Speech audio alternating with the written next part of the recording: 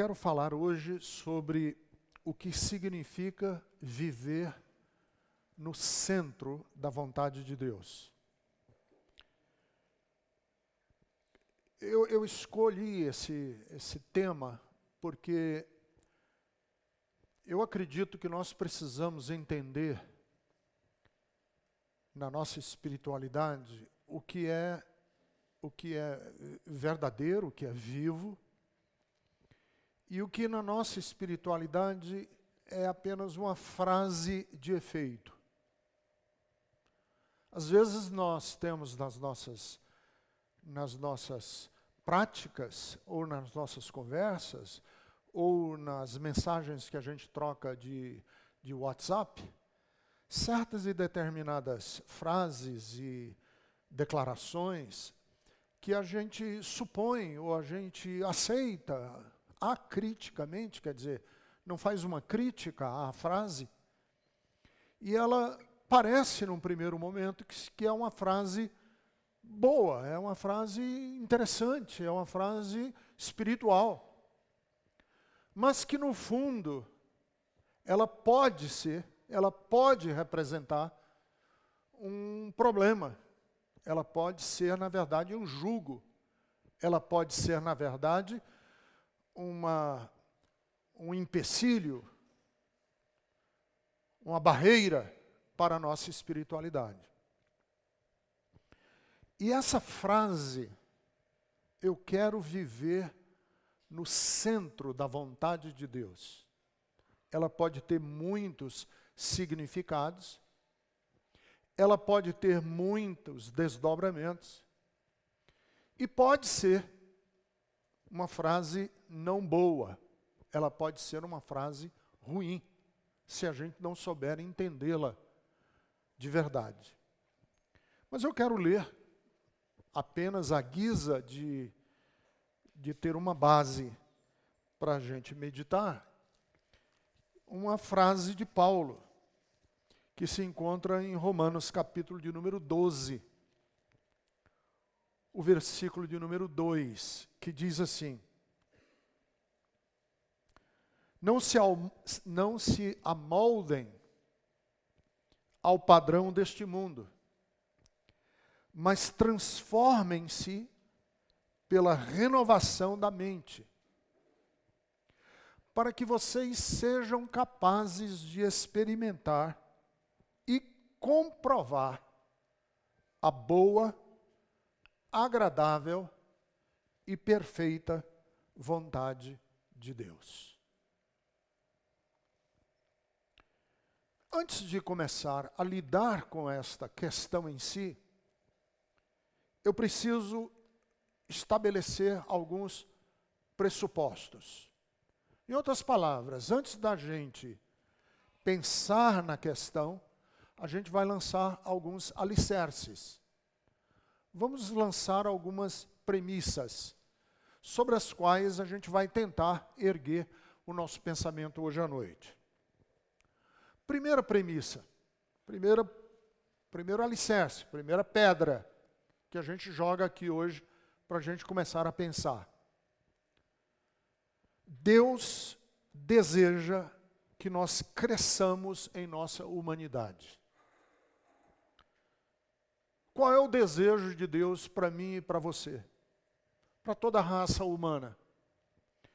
Que a gente cresça em nossa humanidade. Que nós nos tornemos, e que a nossa espiritualidade seja, ou a nossa prática espiritual seja, aquela que nos torna adultos responsáveis. Adultos responsáveis, não crianças. O apóstolo Paulo fez esse tipo de analogia várias vezes, quando ele disse assim: olha, o meu desejo para vocês é que vocês cresçam, que vocês amadureçam, que vocês deem fruto, e que o fruto da vida de vocês, o fruto do Espírito de Deus na vida de vocês, seja um fruto de mansidão, de gentileza, de bondade, de longanimidade, de paciência, de autodomínio. Na carta que foi escrita aos Hebreus, o autor diz assim: eu gostaria de dar a vocês um alimento mais sólido, mas vocês são crianças. Então, qual é a inferência que a gente faz aqui do versículo? Que o objetivo de Deus é que a gente não seja e continue como crianças espirituais, que a gente amadureça, que todos nós cresçamos, não é? Até que Cristo seja formado em vocês. E o próprio apóstolo Paulo fala da própria vida dele, quando ele diz assim: olha, já teve um tempo em que eu pensava como criança. 1 Coríntios capítulo de número 13. Eu tinha um pensamento infantil acerca de determinadas coisas. Mas eu cresci e abandonei as coisas de criança.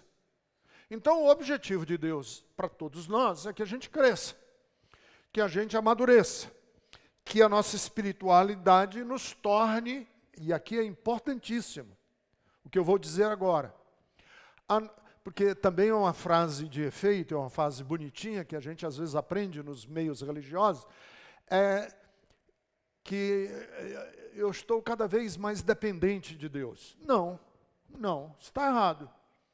O objetivo de Deus não é que você se torne cada vez mais dependente dele. É o oposto, é o contrário. O objetivo de Deus é que você se torne mais responsável. Não mais dependente, mais responsável. Porque a dependência implica num processo infantil. Meus filhos, quando eram crianças, dependiam inteiramente de mim. Mas eu, como pai, não eduquei meus filhos para que eles dependessem de mim a vida inteira. Que eles se tornassem adultos responsáveis pelas suas decisões, pelas suas escolhas, pela sua vida. Então, o objetivo de Deus não é que a gente continue, ou que quanto mais dependentes nós formos de Deus, mais espirituais nós somos. Não.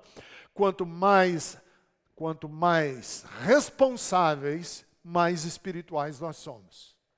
Segundo, que é um corolário, quer dizer, é um desdobramento do primeiro. O segundo que eu vou dizer agora é um desdobramento do primeiro. O que eu quero dizer com isso? Que Deus respeita as nossas decisões e as nossas escolhas. Em outras palavras, o que eu escolho na vida, o que eu decido na minha vida, não é uma manipulação divina em cima da minha cabeça. Deus não está manipulando a minha cabeça e me controlando, como se eu estivesse dentro de uma matrix espiritual sendo controlado por um poder maior do que eu. Não. Pelo contrário. Implica dizer que Deus prefere que eu escolha a Ele escolher por mim. Deus prefere que eu faça escolhas e que Ele não tenha que escolher por mim. Não parece lógico isso? Deus prefere que você faça escolhas e que Ele não precise escolher por você. Eu prefiro, claro que meus filhos, quando eram crianças, eu escolho por eles. Vai escovar os dentes, vai à hora de dormir. Você não vai sair com essa roupa que está muito frio. Eu escolho pelos meus filhos. Mas eu não educo os meus filhos para que eu tenha que continuar a escolher por eles. Então, eu prefiro que hoje, eles que são adultos, escolham por eles mesmos. E que eu não tenha que escolher por eles. Nossas decisões, então, não são um jogo de cena. O que eu escolho, o que eu decido, não é um jogo de cena. O que eu escolho, o que eu decido, é real. E implica em consequências reais. O que eu escolho e o que eu decido é minha escolha, é a minha decisão. Porque é assim que é a vida. O que eu decido, o que eu escolho, o que eu quero, a minha vontade, vale e Deus a respeita. Porque se Deus não a respeitasse, nós estávamos sendo parte de um joguete espiritual, cósmico, dirigindo as pessoas e levando as pessoas para aqui e para acolá, e que nós seríamos meros peões num tabuleiro já com as já com as casas e com as jogadas todas pré-determinadas, ou nós seríamos marionetes e fantoches presos a linhas invisíveis em que Deus estaria no céu controlando e dirigindo as nossas vidas. Não é assim, porque se fosse assim, tudo isso aqui é uma grande encenação. Vocês estão comigo ainda? Porque às vezes vocês ficam tão quietos que eu acho que... Terceiro, que é também um desdobramento dos dois primeiros. Deus não deseja, ou deseja, deixa eu refrasear a minha frase. Deus deseja não nos conduzir. Deus deseja nos inspirar. Deus deseja não conduzir. Deus deseja inspirar. Porque conduzir é gado. Conduzir é foca adestrada em circo. Conduzir é ser levado por. Quem é levado por alguma coisa ou é conduzido por alguma coisa não é responsável. Eu fui conduzido. Quer dizer, a responsabilidade das nossas ações implicam em que eu não fui conduzido, em que eu decidi. Porque quem é conduzido é inimputável. Quem é conduzido não pode ser responsabilizado. Ele foi conduzido. Então Deus não deseja conduzir ninguém. Deus deseja inspirar. E eu tiro esse conceito principalmente do Salmo 32. O Salmo 32, versículos 8 e 9, está escrito assim. Olha como a Bíblia é pontual. Ela diz assim, o Salmo e a Bíblia. Eu instruirei e o ensinarei no caminho que você deve seguir. Eu aconselharei e cuidarei de você. Agora vem o que é forte. Versículo 9. Não sejam como o cavalo ou o burro, que não têm entendimento e que precisam ser controlados com freios e rédeas. Caso contrário, não obedecem. Deus está falando isso para Israel. Eu não quero lidar com vocês como quem coloca cabresto na boca de um burro, de um cavalo, que eu tenho que controlar. Não é assim, não é para isso, não é dessa maneira. Vocês estão com uma ideia totalmente errada e torcida a meu respeito, diz Deus aqui no Salmo de número 32. Eu quero instruir, mas eu quero instruir para que você não precise de cabresto. Não para você depender de cabresto. Eu quero instruir para que você não precise de rédea. Não para que você continue com rédeas. Quer dizer, a minha instrução é para tirar as rédeas, para tirar os cabrestos, para que você tome decisões na vida. Dito isso, o que significa viver no centro da vontade de Deus? O que é viver? O que quer dizer essa frase? Se Deus deseja que cresçamos em nossa humanidade, se Deus respeita as nossas escolhas e decisões, se Deus não deseja nos conduzir, mas Deus deseja nos inspirar. Eu lancei 3 fundamentos para que você agora responda o que é que significa viver no centro da vontade de Deus. Deixa eu dizer o que não é viver no centro da vontade de Deus. Primeiro, viver no centro da vontade de Deus não é cumprir uma agenda exata, cheia de pormenores, com todos os detalhes. Viver no centro da vontade de Deus não é receber um roteiro por onde minha vida deve andar e eu obedecer esse roteiro. Não pode ser. Porque se viver no centro da vontade fosse cumprir um roteiro, cumprir uma agenda, se Deus tem para você, e o centro da vontade de Deus é você cumprir com essa agenda, pense no seguinte roteiro. Você pode estar no centro da vontade de Deus, porque você trabalha numa empresa e Deus quer que você esteja nessa empresa. Mas talvez a namorada sua não seja a que Deus queria. Então você já não está mais no centro da vontade de Deus. Aí você casou com um homem que não era o homem que você queria, ou que Deus queria. Você queria, mas Deus não queria. Portanto, você pode estar trabalhando numa empresa que é o centro da vontade de Deus, mas a sua família não está na vontade de Deus. Vamos imaginar que você está lá numa noite de amor com a sua mulher ou com o seu marido, e vocês calculam mal a tabela, e ela engravida. E o número de filhos que Deus tinha em mente para a sua família não é o número de filhos que você tem hoje.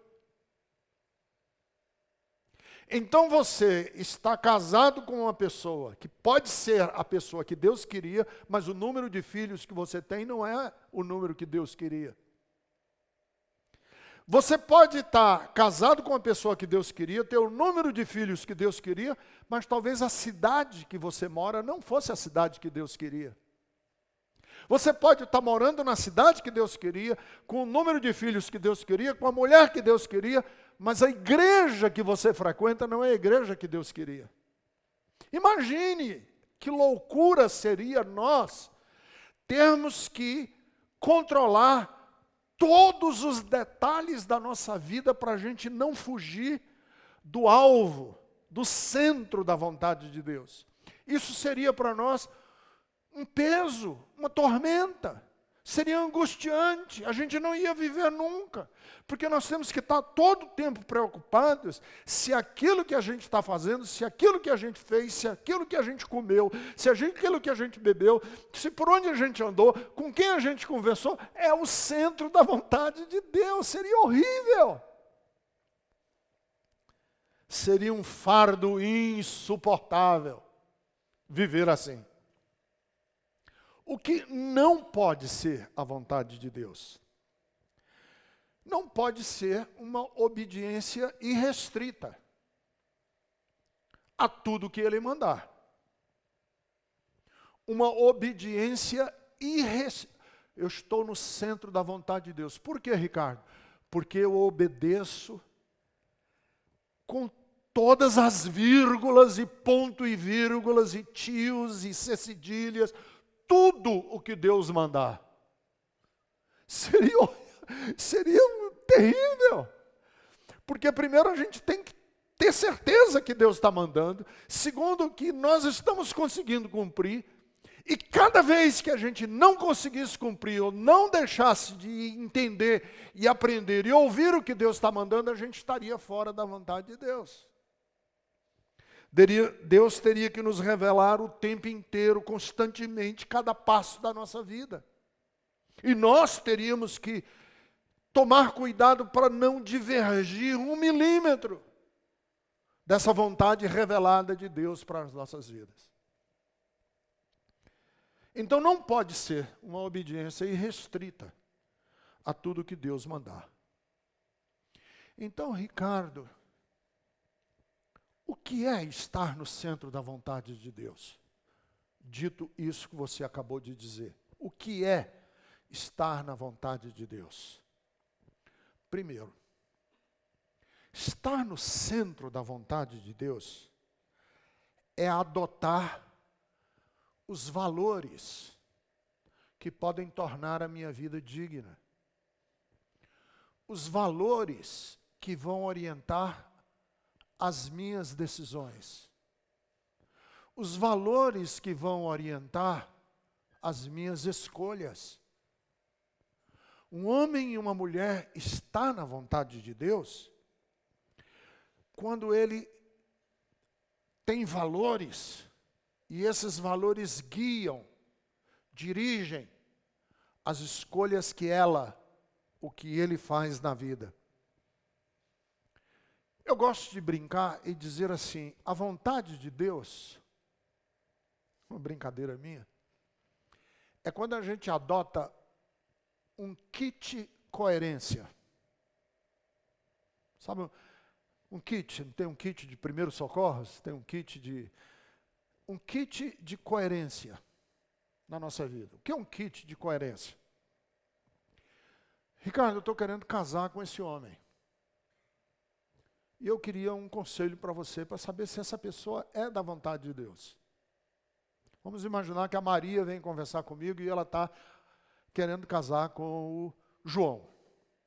Ricardo, eu estou apaixonada pelo João. E eu queria saber se o João é da vontade de Deus. O que é que eu, Ricardo, digo? Ô Maria, se você quer casar com o João, adote, para tomar a escolha de casar com ele, o kit coerência. O que é o kit coerência? Quais são os valores que você tem na sua vida e que você gostaria de ver na vida do João? Faça algumas perguntas. Ele é um homem gentil? Ele é uma pessoa cuidadosa com a mãe, com o pai, com a família? Ele é um homem honrado no trabalho? Ele é uma pessoa cuidadosa, compassiva? Você gosta dele? Gosto. Então é da vontade de Deus. Por que Deus iria dizer que não é o João e é o Xing Ling da China? Se você gosta dele, e ele passa pelo crivo da coerência dos seus valores, é da vontade de Deus, porque Deus respeita as nossas decisões. Você não precisa de uma revelação do céu. Você não precisa que um anjo venha de madrugada acordar você e dizer, sim, case com João. É da vontade de Deus. Quer dizer, qual é o pacote de valores que orienta as minhas decisões na vida? Qual é o arsenal, se é para usar uma linguagem militar, qual é o arsenal de virtudes e de valores que orientam a minha vida, minha história de vida? É isso que Deus quer, que você se muna, que você se organize, que você fazer parte da sua vida, que você faça com que a sua vida esteja ornamentada com esses valores. Porque esses valores, estando impregnados em você, quando você for tomar uma decisão, essa decisão,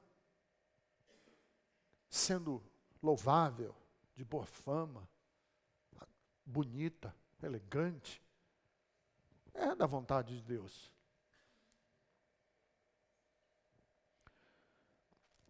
O que é estar na vontade de Deus? É viver sem astúcia, sem vigarice, sem dolo, sem canalice, mas com leveza de errar. Com leveza de errar. Por isso é que eu usei tantas palavras aqui. Porque todo o processo de aprendizagem implica em erro.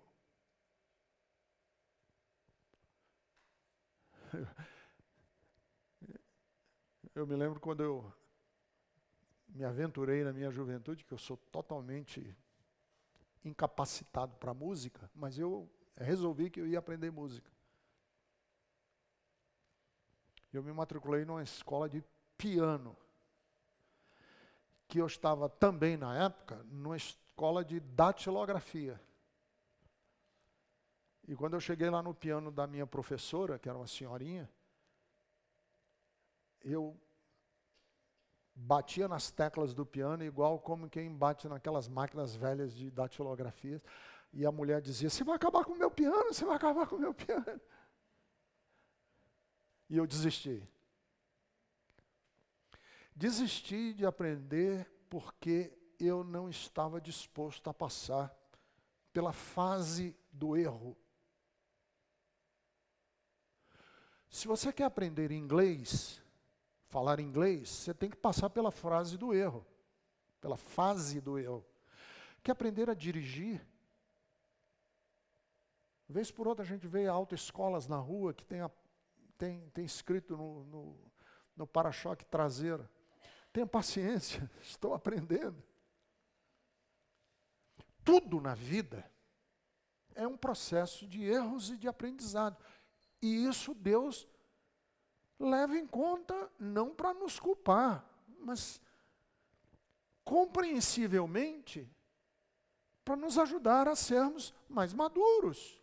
Agora, o que Deus não quer na nossa história de vida é a canalice, é a safadeza, é a vigarice. Não, aí não. Porque vigarice não é um processo de aprendizado, é uma deficiência de caráter. Então, o que acontece com o meio religioso é que nós não damos espaço para as pessoas errarem, como processo pedagógico, tudo é pecado. As pessoas são imediatamente punidas e cortadas da vontade de Deus porque erraram. Claro que eu não estou passando pano aqui na canalice, na vigarice, na safadeza, não.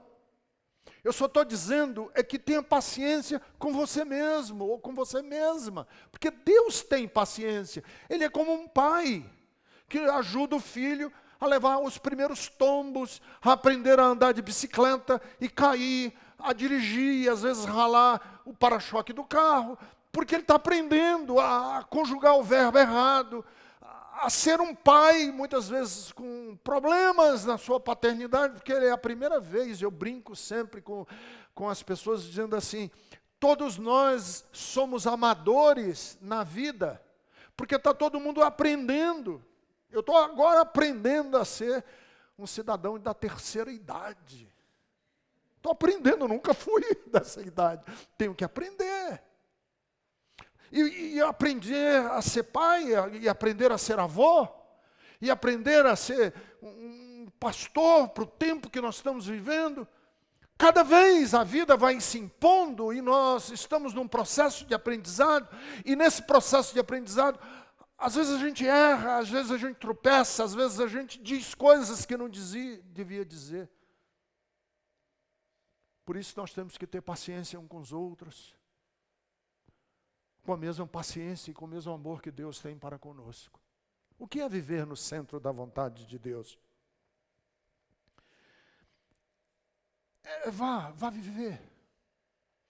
Porque mesmo que você cometa um ou outro erro, um ou outro deslize, um ou outro pecado,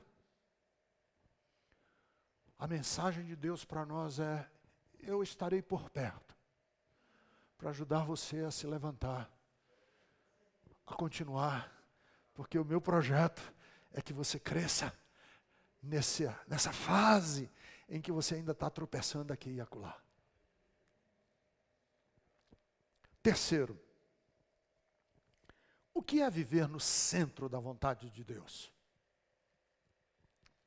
Viver no centro da vontade de Deus, e aqui é um conceito meu, que eu há muito tempo desenvolvo na minha mente, no meu coração e na minha filosofia de vida pessoal, é despreocupar-se de manter a pirâmide, ou despreocupar-se não, eu até corrigiria, e eu acho que eu errei aqui, é preocupar-se em manter a pirâmide das escolhas com correção. É o contrário. Eu vou explicar o que eu chamo manter a pirâmide das escolhas com correção. Esse foi um conceito que eu desenvolvi na minha cabeça e eu quero passar para vocês, porque é a minha filosofia de vida. O que é estar no centro da vontade de Deus? Eu penso assim, pense na sua vida como uma pirâmide, um triângulo. Na base desse triângulo, base larga, você tem as decisões e as escolhas que eu chamo ordinárias, comuns.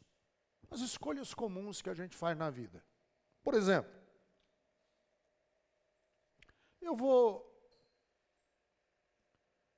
por essa rua ou vou por aquela rua? Isso é uma escolha que pode ou não ter consequências gravíssimas. Porque muitas pessoas são culpadas e se sentem culpadas porque às vezes a pessoa nem pensou, foi por uma rua, pau, um acidente. E aí, um acidente grave, alguma coisa gravíssima, aí fica com aquele sentimento de culpa. Cara, se eu tivesse ido por aquela outra rua. Na base da nossa vida, nós tomamos decisões assim milhares de vezes, às vezes milhares de vezes por dia. Base, por isso que eu chamo ordinárias. Ordinárias não porque são ruins, ordinárias porque são comuns. As decisões comuns. Eu vou escovar meus dentes com pasta marca X ou pasta marca Y. Eu vou tomar suco de laranja ou vou tomar suco de maracujá? Eu vou comer no restaurante daqui ou aquele restaurante ali? Eu vou para a igreja hoje à noite ou vou ficar aqui e assistir depois pelo YouTube? Milhares de decisões. Às vezes, quer dizer, às vezes não.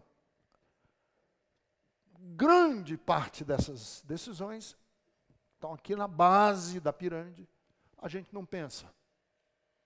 Eu vou usar essa roupa? Eu vou usar essa? Olha no guarda-roupa e diz, qual dessas aqui? Tudo são escolhas que você está tomando na vida. Qual dessa roupa que eu vou usar? Eu vou com essa, eu vou com essa? Eu vou lavar meu cabelo hoje, só vou lavar amanhã? Vou fazer minha barba hoje? Não, vou fazer minha barba amanhã. Milhares de vezes a gente está tomando esse tipo de decisão na vida. Essa é a base das nossas decisões. Abre a carteira na hora de dar a oferta. Quanto é que eu vou dar? Uma decisão.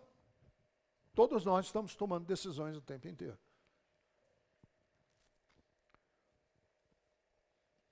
Mais acima, lembre-se que a pirâmide é assim, né?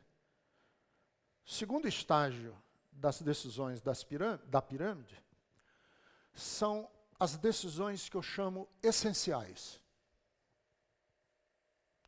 Que ao longo da nossa vida inteira, a gente só faz essas escolhas, vai lá, 10 vezes. A vida toda. Você só faz 10 vezes essas escolhas. Por exemplo, o que eu vou fazer da minha vida? Qual a minha profissão? Por mais que você mude de profissão, são poucas, você não pode mudar todo dia. Com quem vou me casar? Por mais que você seja um Chico Anísio, um Vinícius de Moraes, que casaram-se 6, 7 vezes, só foram 7 vezes ao longo da vida. Você não pode de manhã casar com um e à tarde e meio-dia, não. Ao longo da vida da gente, a gente só toma em que cidade vou morar. Qual cidade que eu vou morar?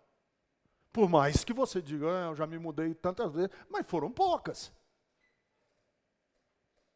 Quer dizer, você tem as decisões ordinárias aqui embaixo, que são muitas, milhares.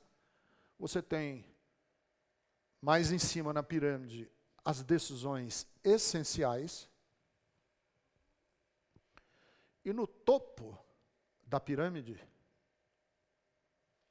você tem a suprema decisão. para quem vou viver? Quem será o Senhor da minha vida? Essa decisão você só toma uma vez na vida. Porque por mais que você depois se arrependa, ou caia, ou abandone a fé, é sempre voltando a essa uma decisão, ou se distanciando dela. É uma vez na vida. Agora vejam, essa suprema decisão, que só tomo uma vez na minha vida, a quem vou servir? Quem é o Senhor da minha vida? Vai orientar as decisões essenciais. Com quem eu vou me casar, onde eu vou morar, qual igreja eu vou frequentar. E vai orientar, por capilaridade, as minhas decisões ordinárias. Então eu não tenho que ficar o tempo inteiro pensando, essa meia, essa rua, essa pasta de dente, esse tipo de legumes, esse tipo de suco. Eu não tenho que ficar pensando, porque todas essas decisões na base da minha vida estão orientadas pela decisão suprema. Entenderam? A decisão suprema definiu o que é viver para o centro da vontade de Deus. É quando todas as decisões da minha vida estão sendo orientadas pelo valor supremo, que é Jesus, que é Deus da minha vida, que é a minha história de vida com Deus. Ou que é o valor supremo, eu não vou viver para mim mesmo.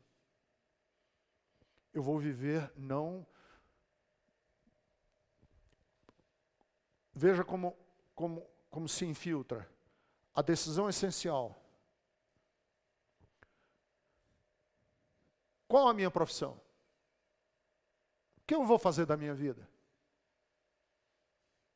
Uma vez eu estava com um pastor, almoçando com ele, e aí conversando, minhas filhas ainda eram jovens, meus filhos, Pedro ainda era criança, minhas filhas eram jovens, e conversando com o pastor, ele disse assim, minha filha acabou de fazer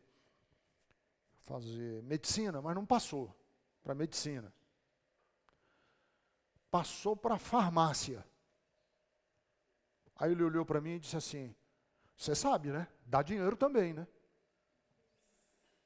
Falei, como assim? Qual a suprema decisão na vida dessa família está determinando que tipo de profissão eles vão ter? Para um cristão, esse não é um valor. Dá dinheiro, dá dinheiro. Não é isso que orienta a minha vida. O que orienta a minha vida é essa suprema decisão aqui. Onde eu vou morar, qual a igreja, onde vou educar meus filhos, que tipo de educação vou aos meus filhos. Isso tem que se infiltrar, inclusive, nas minhas decisões ordinárias da vida. Para onde vou, por que vou. E eu não estou preocupado, e nem Deus está querendo microgerenciar tudo que eu faço. E dizendo, você saiu do centro da minha vontade, porque você, em vez de ir pela Avenida Sabará, você foi pela Avenida Sócrates. Não. O que Deus quer é que a sua vida esteja centrada no topo da pirâmide, no senhorio de Jesus.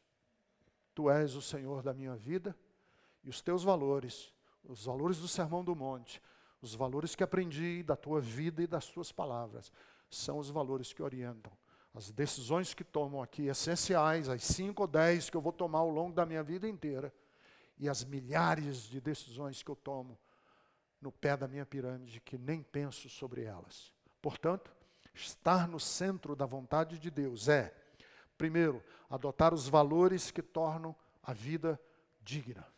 Segundo, é viver sem astúcia, sem canalice, sem vigarice, mas com leveza, sabendo que se eu errar no processo pedagógico de me tornar uma pessoa maior, Deus me segurará pela mão e me levará à frente para eu continuar a minha jornada. E, por último, é eu me despreocupar com decisões ordinárias da minha vida e me preocupar com o topo da pirâmide, qual foi a decisão suprema que orientou todo o meu viver. Amém.